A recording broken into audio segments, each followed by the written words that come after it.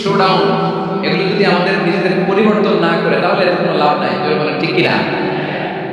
এই প্রোগ্রাম যদি আমাদের জীবনকে পরিবর্তন করে, আমাদের চিন্তার ডিএনএ কে চেঞ্জ করে দেয়, তাহলে চট্টগ্রামের প্যারেড ময়দান সার্থক। আসুন আমরা চিন্তার খালেস করে নেই। আমরা সবাই নিয়ত করি যে যতটুকু কথা আমরা কোরআনের আলোকে শুনবো, আমলের নিয়তে শুনবো ইনশাআল্লাহ। বলেন সবাই। আপনারা সবাই ঠিকঠাক আছেন তো? কখন আসছেন আপনারা? সবাই আসছেন কখন? সকালে, কেউ দুপুরে, 9টায়। আল্লাহ, দুপুরের খাবার খাওয়া শুরু হয়েছিল? খান নাই? রোজা রাখছেন? আমি কি দিয়ে বিদায় দেবো আমার এই ভাইগুলো? আল্লাহ, তুমি আমার ভাইগুলোর কবুল করো। ইসলামের পক্ষের এই গণজোয়ারকে আগামী বাংলাদেশে ইসলামের জন্য তুমি কবুল করো।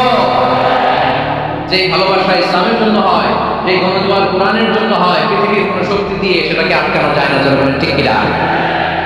এজন্য গ্রাজুয়ালি, সিস্টেম্যাটিক্যালি, মেথোডোলজিক্যালি আমাদেরকে আগাতে হবে, শুধু আবেগ দিয়ে নয়। বিবেকের দরকার আছে না নেই?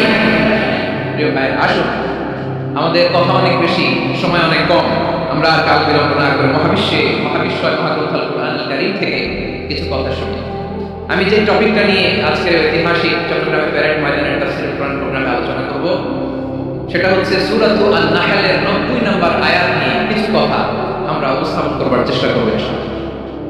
আমার খুতবার শুরুতেই আপনারা মোটামুটি আন্দাজ করে ফেলেছেন যে আমি কি নিয়ে আলোচনা করব, কারণ যে আয়াতটি আমি তেলাওয়াত করেছি এই আয়াতটি প্রায়শই এই ভূখণ্ডে বাংলাদেশে জুমার দিনে খতিব সাহেবরা দ্বিতীয় খুতবা শেষের দিকে পড়ে না?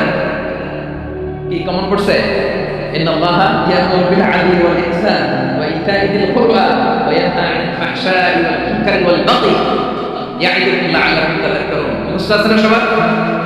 আসুন আমরা এই আয়াতের সরল অর্থ, এর মর্মবাণী আর সংক্ষিপ্ত তাফসীর সবাই মিলে আজকের প্রোগ্রাম থেকে উদ্ধার করার চেষ্টা করি। আপনারা মনোযোগী আছেন তো? ইনশাআল্লাহ। এই আয়াতটা অনেক কম্প্রিহেন্সিভ একটা আয়াত। সাইয়েদনা আব্দুল্লাহ ইবনে মাসউদ রাদিয়াল্লাহু তাআলা আনহু উনি বলেছেন, ইন্নাহা মিন আজমা'i আয়াতিল কুরআন। এটা কোরআনের সবচেয়ে জামে মানে আয়াত। যদিও ছোট্ট আয়াত, অল্প কিছু কথামালা, কিন্তু তিনি বলতেন এটা কোরআনের সবচেয়ে জামে মানে সবচেয়ে কম্প্রিহেন্সিভ একটা আয়াত, যেখানে কথা কম, শব্দ কম, কিন্তু এটার দোতনা, এটার আবেদন, এটার মিনিং অনেক বেশি। সুবহানাল্লাহ। এই আয়াতে আল্লাহ তাআলা বেসিক্যালি আমাদেরকে তিনটা বিষয়ে আদেশ করেছেন আর তিনটা বিষয়ে বারণ করেছেন, মানে নিষেধ করেছেন। আওয়াজ করে বলুন, আদেশ করেছেন কয়টা? প্রিয় চট্টলার ভাইয়েরা,